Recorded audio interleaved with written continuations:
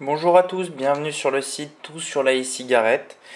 Aujourd'hui, cette vidéo a pour but de vous montrer comment nettoyer votre cléromiseur. Alors, on va voir avec deux types de cléromiseur. Le Vivinova, qui est là, avec marqué Vivinova en dessous, et le CE4, qui n'est pas démontable. Voilà. Alors, tout d'abord, pour pouvoir le nettoyer, il faut démonter la partie haute. Donc ici le petit capuchon qui est là. Ensuite, vous dévissez comme si vous vouliez mettre du liquide à l'intérieur. Donc avec le voilà. Et pour le Vivinova, la partie basse qui est dévissable. Voilà. On se retrouve donc avec ça. Alors la particularité du Vivinova, c'est que on peut changer la résistance, donc ça facilite le nettoyage grâce à l'ouverture. On enlève le petit plastique qui est en haut.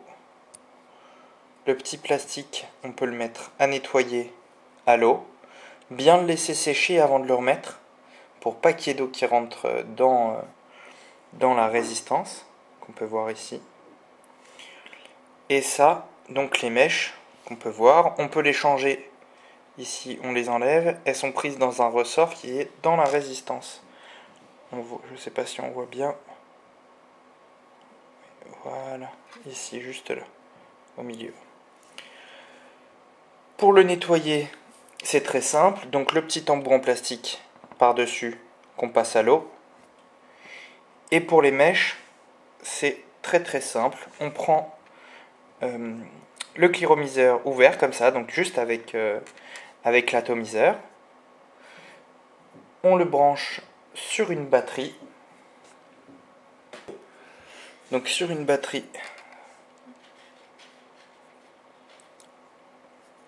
comme celle-là, on le visse directement sans les capuchons, sans rien.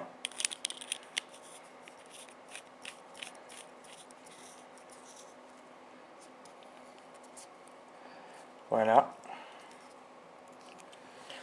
Donc voilà. Hop. La batterie doit être allumée et fonctionnelle. Alors,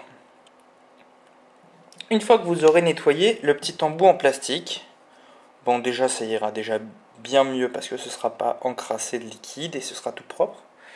Et ensuite, sur vos mèches, vous pouvez voir apparaître, ce qu'il n'y a pas là puisque c'est un produit neuf, des petits morceaux noirs qui donnent un léger goût de brûlé quand on aspire. Alors pour le nettoyer, c'est très simple, il faut donc juste le rebrancher comme ça et appuyer dessus, comme ça, comme si vous vouliez vapoter. Et je sais pas si vous voyez, non, on voit pas bien, ça fait de la fumée normalement, mais vous la voyez pas dessus. Moi c'est un produit neuf, donc bien sûr il n'y a pas de temps pour que ça se nettoie, mais pour vous donner une idée, il faut appuyer dessus et attendre. Restez appuyé un peu, pas trop longtemps, hein, mais juste un peu, de temps en temps, jusqu'à ce qu'il y ait de la fumée. Jusqu'à ce qu'il y ait de la fumée. Après, soufflez dessus et regardez à l'intérieur. Alors à l'intérieur, qu'est-ce qu'on voit? Donc les mèches qui sont prises dans... On voit les mèches qui sont prises dans le ressort.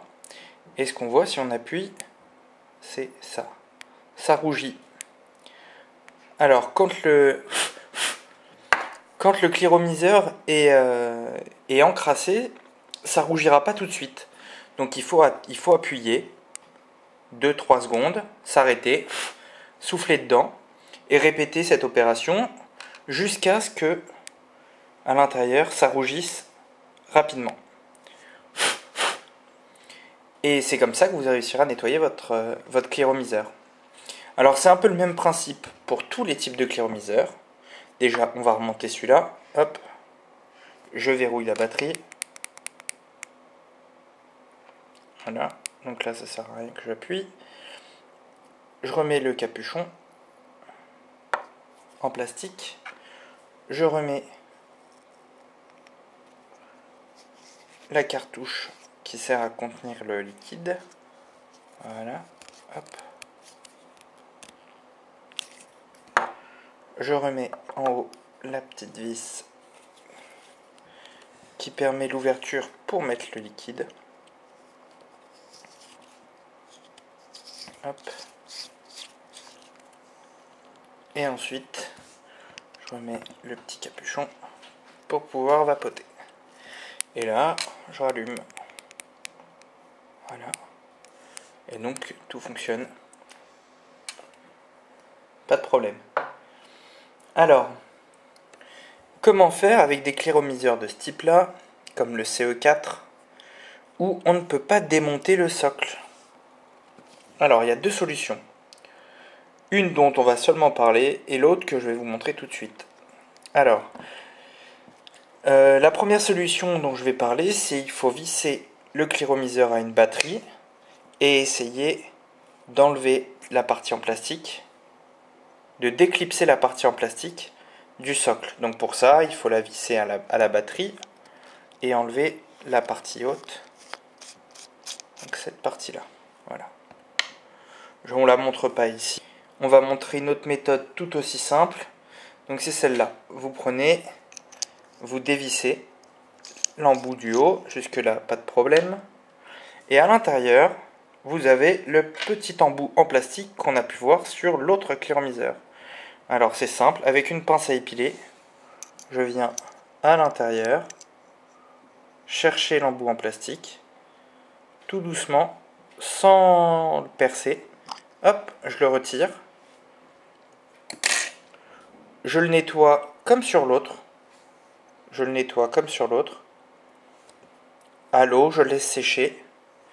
Et ici, on s'aperçoit qu'il y a de nouveau notre résistance avec nos mèches. Et on répète l'opération du premier cléromiseur. Alors, je vous montre.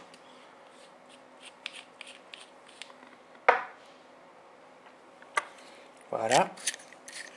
On revisse la batterie. Donc cette fois-ci, elle est allumée. Et pareil, on appuie. Et voilà. Donc bien sûr, moi, comme je le répète, elle s'allume directement en rouge parce que les produits sont neufs. Donc bien sûr, ils n'ont pas besoin d'être nettoyés. C'est pour vous montrer comment ça fonctionne surtout. Donc voilà. Mais quand ils sont encrassés, les mèches, quand on va appuyer dessus, elles vont pas s'allumer en rouge aussi rapidement.